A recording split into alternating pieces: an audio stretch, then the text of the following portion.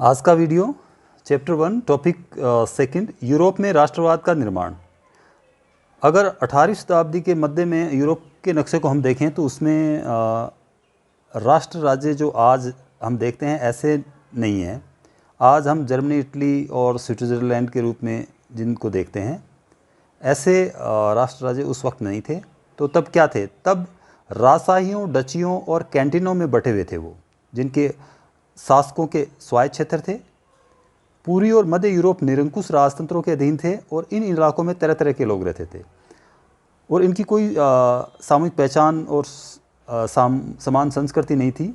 अक्सर ये लोग अलग अलग भाषाएं बोलते थे, विभिन्न जातीय समूह के सदस्य थे।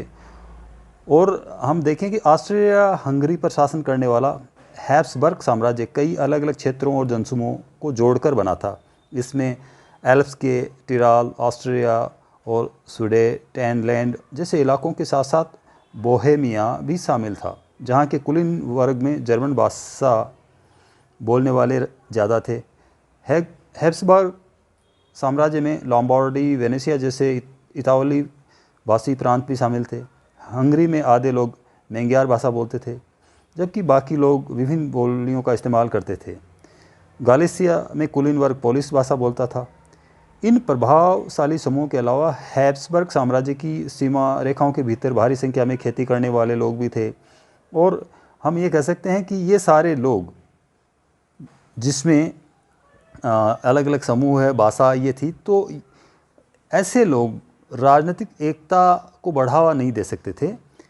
इन तरह तरह के समूह को आपस में बांधने वाला अगर कोई तत्व था तो वो केवल सम्राट के प्रति सबकी निष्ठा थी। राष्ट्रवाद और राष्ट्र राज्य का विचार कैसे आया, ये प्रश्न आता है। तो इसमें कुलीन वर्ग और नया मध्य वर्ग। सामाजिक और राजनीतिक रूप से जमीन का मालिक कुलीन वर्ग यूरोपीय महाद्वीप का सबसे प्रभुत्वशाली वर्ग था। इस वर्ग के सदस्य एक साझा जीवन शैली से बंधे हुए थे जो क्षेत्रीय विभाजनों के आर पार व्याप्त थी। वे ग्रामीण इलाकों में जायदाद और शहरी हवेलियों के मालिक थे। राजनीतिक कार्यों के लिए वे उच्च वर्गों के बीच वे फ्रेंच भाषा का प्रयोग करते थे। उनके परिवार अक्सर वैवाहिक बंधनों में बंधे आपस में जुड़े होते थे। मगर यह शक्तिशाली वर्ग है, इनकी संख्या बहुत ही कम थी, छोटा समूह था। जनसंख्या के अधिकांश लोग कृषक थे। पश्चिम में ज़्यादातर ज़मीन पर किराएदार और छोटे काश्तकार खेती करते थे, जबकि पूर्व और मध्य यूरोप में भूमि विशाल जागीरों में बटी थी जिस पर भूदास खेती करते थे। पश्चिमी और मध्य यूरोप के हिस्सों में औद्योगिक उत्पादन और व्यापार में वृद्धि से शहरों का विकास हुआ और वाणिज्यिक वर्गों का उदय हुआ, जिनका अस्तित्व बाजार के लिए उत्पादन पर टिका था। इंग्लैंड में औद्योगिकरण 18वीं सदी के दूसरे भाग में हुआ, जबकि फ्रांस और जर्मनी के राज्यों के कुछ हिस्सों में यह 19वीं शताब्दी के दौरान हुआ। इस प्रक्रिया के फलस्वरूप नए सामाजिक समूह अस्तित्व में आए। श्रमिक वर्ग के लोग मध्य वर्ग जो उद्योगपतियों, व्यापारियों और सेवा क्षेत्र के लोगों से बने। मध्य और पूर्वी यूरोप में इन समूह का आकार 19वीं सदी के अंतिम दशकों तक छोटा था। कुलीन विशेषाधिकारों की समाप्ति के बाद शिक्षित और उदारवादी मध्य वर्गों के बीच ही राष्ट्रीय एकता के विचार लोकप्रिय है। शिक्षित लोगों के और उदारवादी मध्य वर्गों के बीच राष्ट्रीय एकता के विचार लोकप्रिय हुए।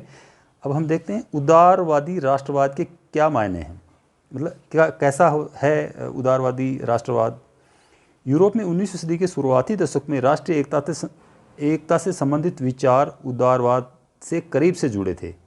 उदारवाद यानी लिबरलिज्म शब्द लातिन भाषा के मूल लिबर शब्द पर आधारित है, जिसका अर्थ है आज़ाद। नए मध्य वर्गों के लिए उदारवाद का मतलब था व्यक्ति के लिए आज़ादी और कानून के समक्ष सबकी बराबरी। ये महत्वपूर्ण बातें यहाँ, व्यक्ति के लिए आज़ादी और कानून के समक्ष सबकी बराबरी। राजनीतिक रूप से उदारवाद एक ऐसी सरकार पर जोर देता था जो सहमति से बनी हो। फ्रांसीसी क्रांति के बाद उदारवाद निरंकुश शासक और पादरी वर्ग के विशेषाधिकारों की समाप्ति, संविधान तथा संसदीय प्रतिनिधि सरकार का पक्षधर था। मतलब निरंकुश शासक है और पादरी वर्ग के विशेषाधिकार, इनकी समाप्ति, और संविधान के अनुसार संसदीय प्रतिनिधि सरकार का पक्षधर था उदारवाद। 19वीं सदी के उदारवादी निजी संपत्ति के स्वामित्व की अनिवार्यता पर भी बल देते थे कि ये होनी चाहिए, लेकिन यह जरूरी नहीं था कि कानून के समक्ष बराबरी का विचार सबके लिए मताधिकार के पक्ष में था। आप याद करें कि फ्रांसीसी उदारवादी प्रजातंत्र का पहला राजनीतिक प्रयोग था। जो वहाँ मतलब राजनीतिक रूप से उदारवादी प्रजातंत्र का पहला प्रयोग हुआ था और वहाँ मत देने और चुने जाने का अधिकार केवल संपत्तिवान पुरुषों का था। संपत्तिविहीन पुरुष और सभी महिलाओं को राजनीतिक अधिकारों से वंचित रखा गया। मतलब जिसके पास पैसा नहीं है वो आदमी वोट नहीं दे, पुरुष वोट नहीं दे सकता, महिलाएं नहीं दे सकती। थोड़े से समय के लिए जैकोबिन शासन के समय सभी वयस्क पुरुषों को मताधिकार प्राप्त था, मगर नेपोलियन की संहितापूर्ण सीमित मताधिकार के साथ वापस आई और उसने महिलाओं को आवश्यक दर्जा देते हुए उन्हें पिताओं और पतियों के अधीन कर दिया। संपूर्ण 19वीं सदी तथा 20वीं सदी के आरंभिक वर्षों में महिलाओं और संपत्तिहीन पुरुषों ने समान राजनीतिक अधिकारों की मांग करते हुए विरोध आंदोलन चलाए। संपूर्ण 19वीं सदी और 20वीं सदी के आरंभिक वर्षों में महिलाओं और संपत्तिहीन पुरुषों ने समान राजनीतिक अधिकारों की मांग करते हुए विरोध आंदोलन चलाए। आर्थिक क्षेत्र में उदारवाद बाजारों की मुक्ति और चीज़ों तथा पूंजी के आवागमन पर राज्यों द्वारा लगाए गए नियंत्रणों को खत्म करने के पक्ष में था कि राज्य के ज़्यादा नियंत्रण नहीं होने चाहिए। 19वीं सदी के दौरान उभरते हुए मध्य वर्गों की यह जोरदार मांग थी।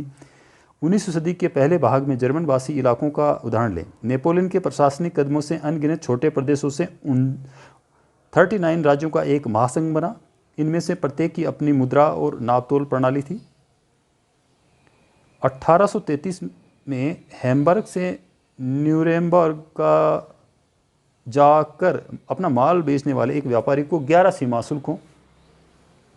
सीमा शुल्क नाकों से गुजरना पड़ता था। मतलब यहाँ से हैम्बर्ग से न्यूरेमबर्ग जाकर अगर कोई माल बेचता है तो 11 जगह पर उसको सीमा शुल्क नाकों से गुजरना पड़ता था और हर बार लगभग 5% सीमा शुल्क देना पड़ता था। शुल्क अक्सर वस्तुओं का वजन आकार के अनुसार होता था और हर क्षेत्र की अपनी नाप तोल व्यवस्था थी, अतः हिसाब लगाने में समय लगता था। मसलन कपड़े को नापने का पैमाना येले था, जिसकी लंबाई जगह बदलने के साथ घटती बढ़ती थी। अगर एक एल कपड़ा फ्रैंकफर्ट में ख़रीदा जाता है तो उसका 54.7 सेंटीमीटर मिलता है और वह दूसरी जगह मेज में अलग और न्यूरेमबर्ग में अलग, और इस प्रकार एक हर जगह ये अलग अलग इसका सिस्टम था। नए वाणिज्यिक वर्ग ऐसी परिस्थितियों को आर्थिक विनिमय और विकास में बाधक मानते हुए एक ऐसी एकीकृत आर्थिक क्षेत्र के निर्माण के पक्ष में थे जहां वस्तुओं, लोग और पूंजी का आवागमन बाधा रहित हो। 1834 में परसा की पहल पर एक शुल्क संघ जालवेराइन स्थापित किया गया, जिसमें अधिकांश जर्मन राज्य शामिल हो गए। इस संघ ने शुल्क अवरोधों को समाप्त कर दिया और मुद्राओं की संख्या 2 कर दी, जो उससे पहले 30 थी। 30 से भी ज़्यादा थी। इसके अलावा रेलवे के जाल ने गतिशीलता बढ़ाई और आर्थिक हितों को राष्ट्रीय एकीकरण का सहायक बनाया। उस समय पनप रही व्यापक राष्ट्रवादी भावनाओं को आर्थिक राष्ट्रवाद की लहर ने मजबूत बनाया। 1815 के बाद एक नया रूढ़िवाद। 1815 में नेपोलियन की हार के बाद यूरोपीय सरकारें रूढ़िवाद की भावनाओं से प्रेरित थी। रूढ़िवादी मानते थे कि राज्य और समाज की स्थापित पारंपरिक संस्थाएं जैसे राजतंत्र, चर्च, सामाजिक ऊंच नीच, संपत्ति और परिवार को बनाए रखना चाहिए। फिर भी अधिकतर रूढ़िवादी लोग क्रांति से पहले के दौर में वापस नहीं जाना चाहते थे। नेपोलियन द्वारा शुरू किए गए परिवर्तनों से उन्होंने यह जान लिया कि आधुनिकीकरण राजतंत्र जैसी पारंपरिक संस्थाओं को मजबूत बनाने में सक्षम था। वह राज्य की ताकत को ज़्यादा कारगर और मजबूत बना सकता था। एक आधुनिक सेना, कुशल नौकरशाही, गतिशील अर्थव्यवस्था, सामंतवाद, भूदासत्व की समाप्ति यूरोप के निरंकुश राजतंत्रों को शक्ति प्रदान कर सकते थे। 1815 में ब्रिटेन, रूस, प्रसा और ऑस्ट्रिया जैसे यूरोपीय शक्तियों जिन्होंने मिलकर नेपोलियन को हराया था के प्रतिनिधि यूरोप के लिए एक समझौता तैयार करने के लिए वियना में मिले। इस सम्मेलन की मेज़बानी ऑस्ट्रिया के चांसलर ड्यूक मेटरनिक ने की। इसमें प्रतिनिधियों ने 1815 की वियना संधि तैयार की, जिसका उद्देश्य कई सारे बदलावों को ख़त्म करना था जो नेपोलियन युद्धों के दौरान हुए थे। फ्रांसीसी क्रांति के दौरान हटाए गए बूर्बो वंश को सत्ता में बहाल किया गया और फ्रांस ने उन इलाकों को खो दिया जिन पर कब्जा नेपोलियन के अधीन किया गया था। फ्रांस की सीमाओं पर कई राज्य कायम कर दिए गए ताकि भविष्य में फ्रांस विस्तार न कर सके। अतः उत्तर में नीदरलैंड का राज्य स्थापित किया। इसमें बेल्जियम शामिल था और दक्षिण में पिडमॉन्ट में जोड़ दिया गया। पर्सा को उसकी पश्चिमी सीमाओं पर महत्वपूर्ण नए इलाके दिए गए, जबकि ऑस्ट्रिया को उत्तरी इटली का नियंत्रण सौंपा गया। मगर नेपोलियन ने जो 39 राज्यों का जो जर्मन महासंघ स्थापित किया था उसे बरकरार रखा गया। पूर्व में रूस को पोलैंड का एक हिस्सा दिया गया, जबकि पर्सा को सैक्सनी का एक हिस्सा प्रदान किया गया। इस सब का मुख्य उद्देश्य उन राजतंत्रों की बहाली था जिन्हें नेपोलियन ने बर्खास्त कर दिया था। साथ ही यूरोप में एक नई रूढ़िवादी व्यवस्था कायम करने का लक्ष्य भी था। 1815 में स्थापित रूढ़िवादी शासन व्यवस्थाएं निरंकुश थी। वे आलोचना और असहमति बर्दाश्त नहीं करती थी।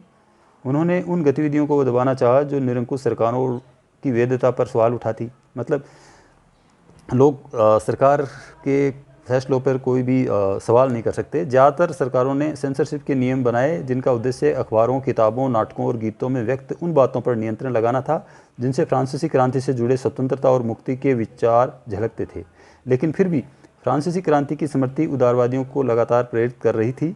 नई रूढ़िवादी व्यवस्था के आलोचक उदारवादी राष्ट्रवादियों द्वारा उठाया गया एक मुख्य मुद्दा था प्रेस की आज़ादी। क्रांतिकारी 1815 के बाद वर्षों में दमन के भय ने अनेक उदारवादी राष्ट्रवादियों को भूमिगत कर दिया। मतलब वो अंडरग्राउंड हो गए। बहुत सारे यूरोपीय राज्यों में क्रांतिकारियों को प्रशिक्षण देने और विचारों का प्रसार करने के लिए गुप्त संगठन उभर आए। उस समय क्रांतिकारी होने का मतलब उन राजतंत्रीय व्यवस्थाओं का विरोध करने से था जो वियना कांग्रेस के बाद स्थापित की गई। साथ ही स्वतंत्रता और मुक्ति के लिए प्रतिबद्ध होना और संघर्ष करना क्रांतिकारी होने के लिए जरूरी था। ज़्यादातर क्रांतिकारी राष्ट्र राज्यों की स्थापना को आज़ादी के इस संघर्ष का अनिवार्य हिस्सा मानते थे।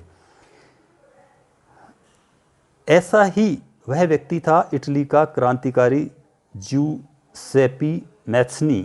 उनका जन्म 1807 में जेनोवा में हुआ था और वह कार्बोनारी के गुप्त संगठन का सदस्य बन गया और 24 साल की युवावस्था में लिगुरिया में क्रांति करने के लिए उसे बहिष्कृत कर दिया।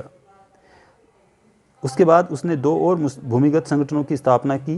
पहला था मार्सेई में यंग इटली और दूसरा बर्न में यंग यूरोप, जिसके सदस्य पोलैंड, फ्रांस, इटली और जर्मन राज्यों में समान विचार रखने वाले युवा थे। मैसनी का विश्वास था कि ईश्वर की मर्जी के अनुसार राष्ट्र ही मनुष्य की प्राकृतिक इकाई थी। ईश्वर की मर्जी के अनुसार राष्ट्र मनुष्य की प्राकृतिक इकाई थी। अतः इटली छोटे राज्यों और प्रदेशों के पैबंदों की तरह नहीं रह सकता था। उसे जोड़कर राष्ट्रों के व्यापक गठबंधन के अंदर एकीकृत गणतंत्र बनाना ही था, मतलब बड़ा करना था। यह एकीकरण ही इटली की मुक्ति का आधार हो सकता था। उसके इस मॉडल की देखा देखी जर्मनी, फ्रांस, स्विट्जरलैंड और पोलैंड में गुप्त संगठन और हुए। मैत्सनी द्वारा राजतंत्र का घोर विरोध करके और प्रजातांत्रिक गणतंत्रों के अपने स्वप्न से मैत्सनी ने रूढ़िवादियों को हरा दिया और मेटरनिक ने उसे हमारी सामाजिक व्यवस्था का सबसे खतरनाक दुश्मन बताया है। Thank you.